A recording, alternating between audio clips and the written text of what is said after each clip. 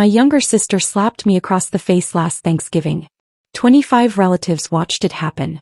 Her palm hit me hard enough to leave a red handprint on my cheek. My mother looked straight at me and said, "Say sorry or get out now." My father didn't defend me. He didn't even speak. He walked to the front door, opened it, and stood there holding it open like I was some stranger who had stayed too long. I walked out into the freezing November night without crying, without yelling, without saying goodbye. By the next morning, my family woke up to a world they didn't recognize anymore. Honestly, so did I. My name is Claire Bennett. I am 38 years old. To understand how everything exploded that night, you need to go back to the Wednesday before Thanksgiving. That was the last time I ever pulled into my parents' driveway.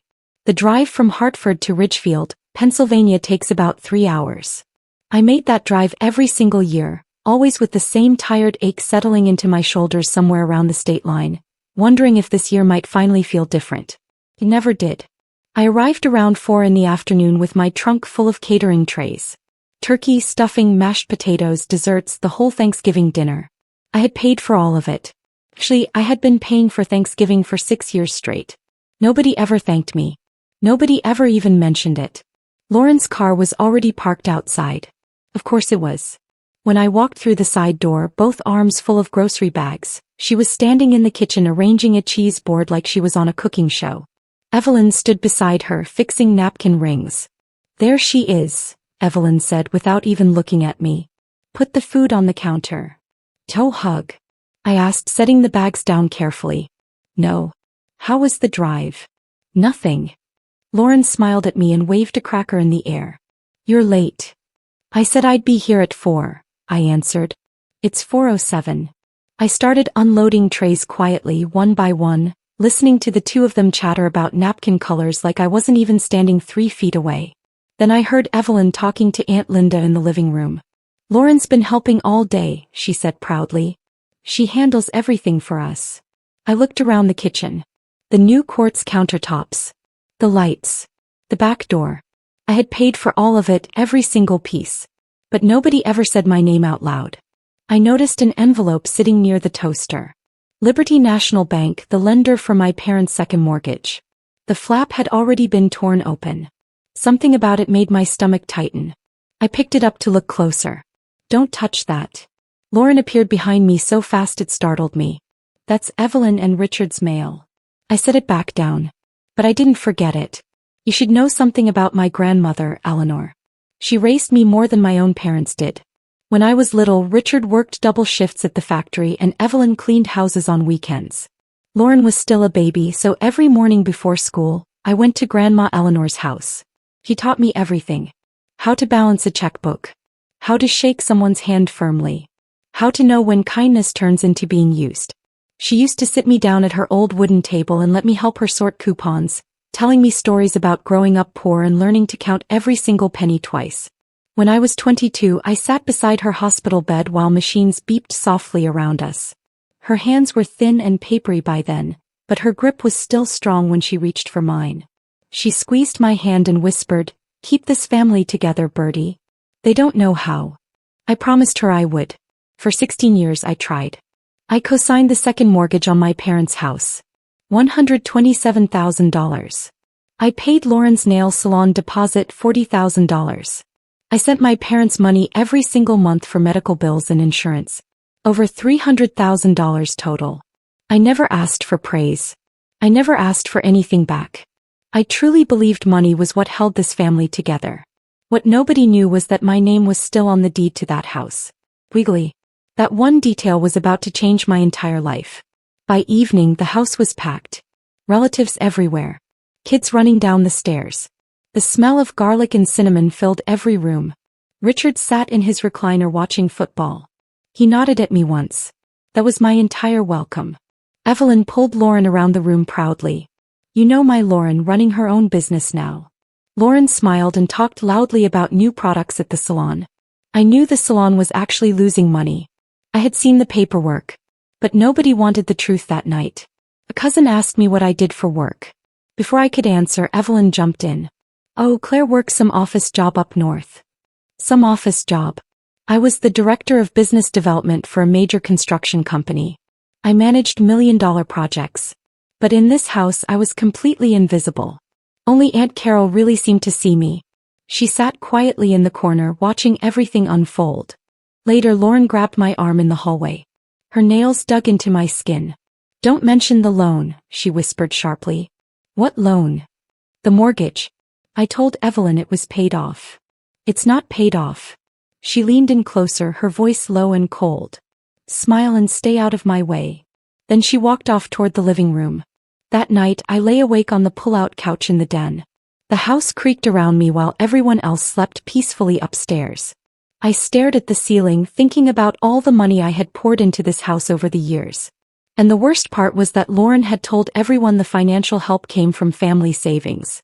A fake account that didn't actually exist. She had erased me from the story completely. I rolled over and looked at the new baseboards along the wall. I had paid for those too. Somewhere in that house sat an envelope Lauren didn't want me to see. That alone told me something was very wrong. Thanksgiving morning I woke up before everyone else. Grandma Eleanor used to say the first person to make coffee owns the day. The kitchen was dark and cold. I started the coffee maker and that's when I saw the envelope again. Only this time it was sitting in the recycling bin, torn open, half hidden under a cereal box. I shouldn't have looked. But I did. Inside, bold black letters read, "Deed transfer notification." My heartbeat jumped in my chest. I quickly took a photo of the header with my phone, then shoved the envelope back where I found it. Footsteps sounded upstairs. I grabbed a potato peeler and started working just as Evelyn walked into the kitchen. "You're up early," she said. Then she poured herself coffee from the pot I had just made. "No thank you." No smile. Just silence. As I peeled potatoes, my mind raced through every possibility. If my name had been removed from the deed without my permission, that wasn't just unfair, that was fraud. And if Lauren had borrowed money against the house using my equity, my credit could already be destroyed. Still, I stayed quiet because it was Thanksgiving and because Grandma Eleanor's voice still lived in my head. One more day, I told myself. Just survive one more day. By dinner time, the house was bursting with people. 25 relatives crowded around folding tables. Richard sat at the head of the table. Evelyn sat beside him. Lauren sat right next to Richard, exactly where Evelyn wanted her. I sat near the kitchen door, closest to the exit. Lauren said grace. "Thank you, Lord, for this family. Thank you for Evelyn and Richard and everyone at this table." Everyone. A word that included me without actually meaning me. Under the table, Aunt Carol squeezed my hand gently. The meal went on. People laughed. Kids spilled juice. Football played quietly in the background. But Lauren kept glancing over at me, watching me, making sure I stayed quiet. After dinner, everyone spread through the house. I was carrying plates to the kitchen when I heard Lauren showing off a sapphire ring to the room. "Evelyn gave it to me," she said proudly. I froze completely. I knew that ring. Grandma's sapphire ring. She had promised it to me before she died. I looked at Evelyn. "She's here every day," Evelyn said simply. "She deserves it." The room went silent. Nobody looked at me. Nobody defended me. Ethan, Lauren's husband, sat in the corner looking sick to his stomach. I simply said, "Okay," and walked back into the kitchen because if I had spoken honestly in that moment, the whole family would have exploded right there. 20 minutes later, Lauren started telling childhood stories in the living room. Stories clearly designed to embarrass me. "Remember when Claire cried at her science fair because nobody came?" She laughed. "That's not what happened," I said quietly. "See." Lauren smiled at the room. Still sensitive. "Claire, don't start," Evelyn snapped immediately. "Enough, girls," Richard muttered, still staring at the television. But everyone in that room knew the warning was meant for me. Not Lauren. Never Lauren. Then she leaned forward sweetly and said, "I just want us to be a family." Nobody else heard the threat hidden inside those words. But I did. I stood near the fireplace talking quietly with Aunt Carol afterward. "I just wanted a glass of water, that's all." I stood up and squeezed past the couch. My shoulder brushed against Lauren's, barely, a tiny accidental touch. But she went completely still. The room quieted around us. She turned slowly toward me, and I knew instantly something terrible was about to happen. Her hand lifted into the air. I still didn't believe she would actually do it. Not in front of everyone. Not over something so small. But I had badly underestimated how much Lauren needed to stay in control of this family. Before the slap happened, something else mattered. About 30 minutes earlier, I had hidden in the bathroom checking my email. There was a message waiting from Daniel Carter, a real estate attorney I trusted completely. That morning I had emailed him the photo of the deed transfer header. His reply was short. Something doesn't look right. Call me Monday. Then another message followed right after. Do not sign anything. Daniel never overreacted about anything. If he was worried, I needed to be worried too. When I stepped out of the bathroom, Ethan stopped me in the hallway. He looked nervous, pale, exhausted. I told her not to do it, he whispered. Do what? Before he could answer, Lauren yelled for him from the living room. He actually flinched at the sound of her voice. Then he looked back at me. Check your mail when you get home, he said softly. The real mail. Then he walked away quickly. That warning stayed in my head as I stood beside the couch and watched Lauren raise her hand. Then it happened. Prick. The sound sliced through the entire room. Her palm slammed across my face so hard my head snapped sideways. My ear rang. I tasted blood in my mouth. Are you blind or just stupid? Lauren screamed at me. The entire room froze.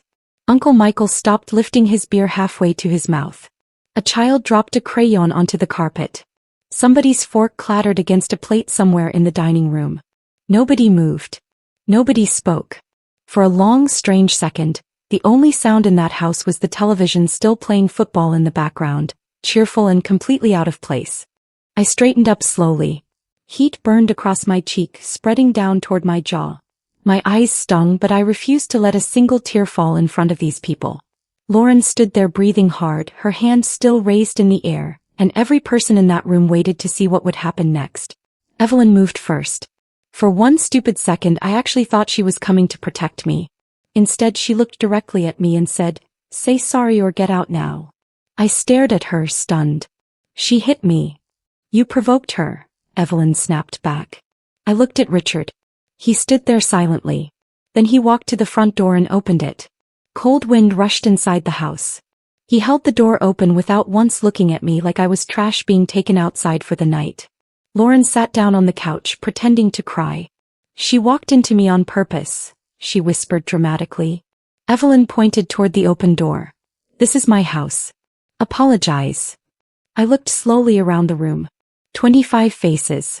Some uncomfortable, some embarrassed, none willing to help me.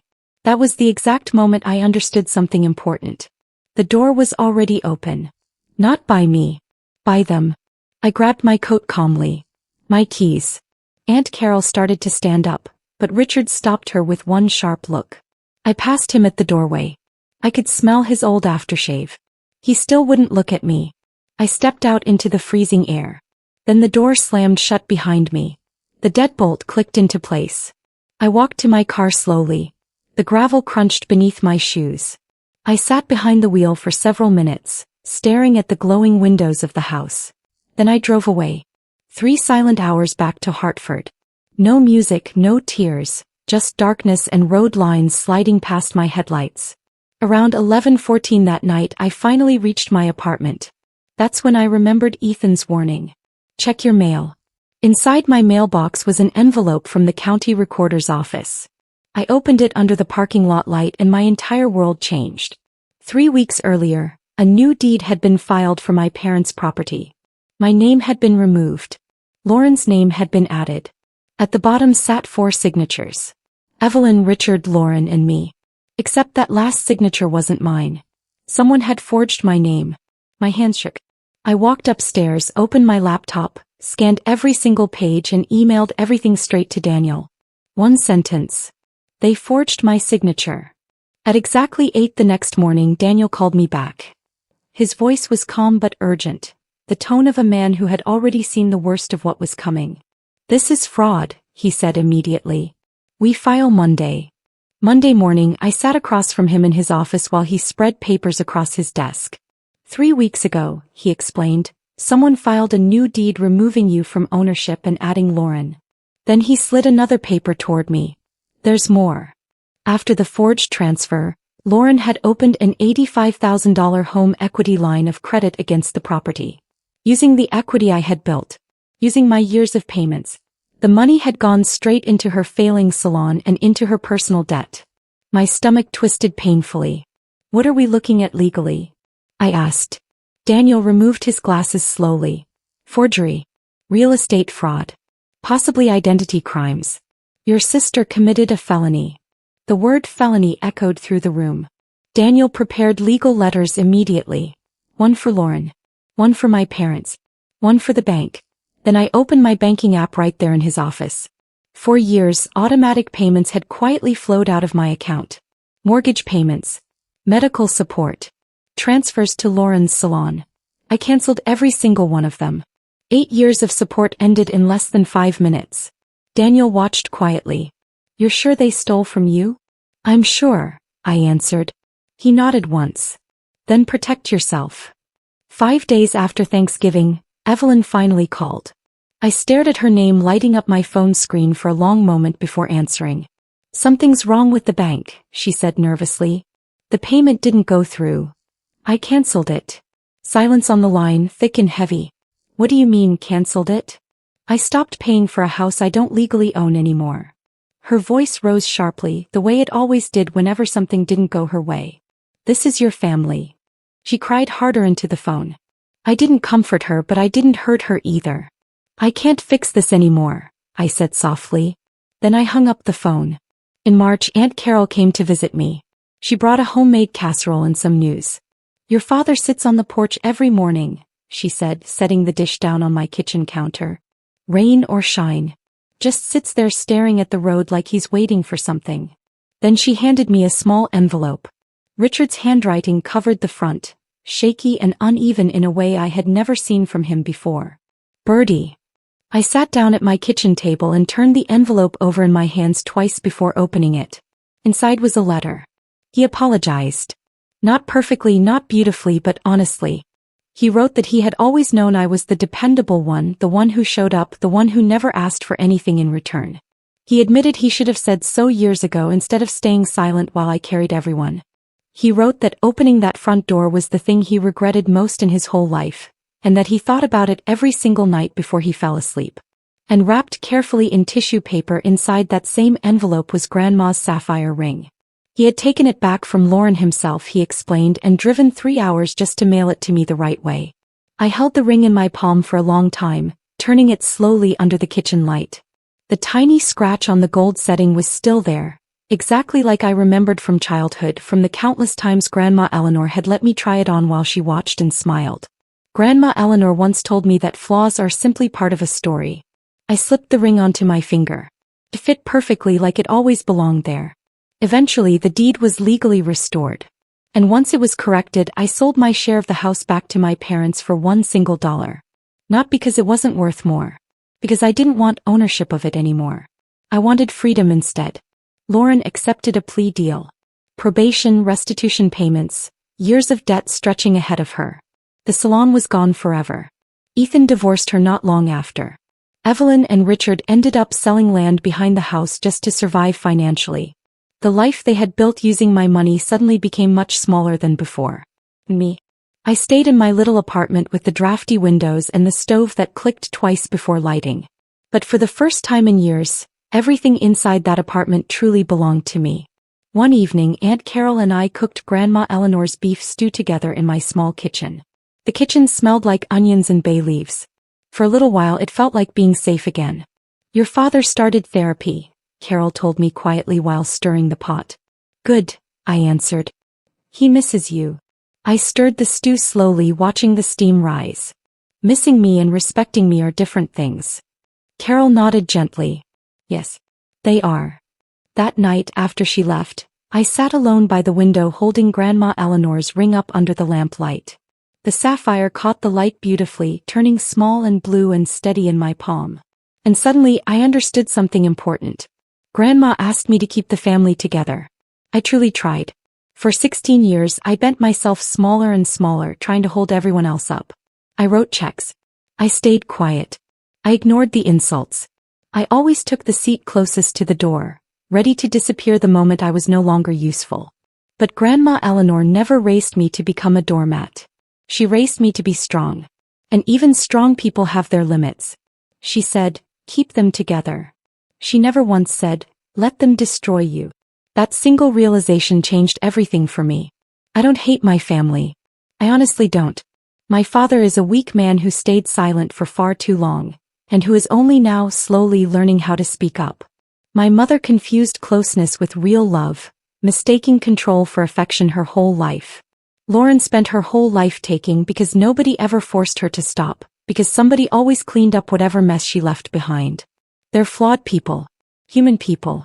But loving someone doesn't mean allowing them to hurt you forever. That lesson took me almost 40 years to finally learn. Now when I drive through Pennsylvania for work and pass the Ridgefield exit, I don't panic anymore. My hands don't tighten on the steering wheel the way they used to. I don't cry. I simply keep driving. Maybe someday I'll visit again. Maybe I won't. But I am not standing outside that door begging to be let back in, not anymore. Because sometimes the strongest thing you can do isn't fighting harder. Sometimes strength means quietly walking away, closing the door behind you, and finally building a life that truly belongs to you. I look down at the sapphire ring on my finger. The little flaw in the setting still shines beneath the light, like a secret, like a quiet reminder, like Grandma Eleanor herself sitting right beside me. And for the first time in a very long time I smile. A real smile. Because the silence around me finally feels peaceful instead of lonely. And because after spending years holding everyone else together, I finally chose myself. If this story moved you tonight, I need you to hear one last thing.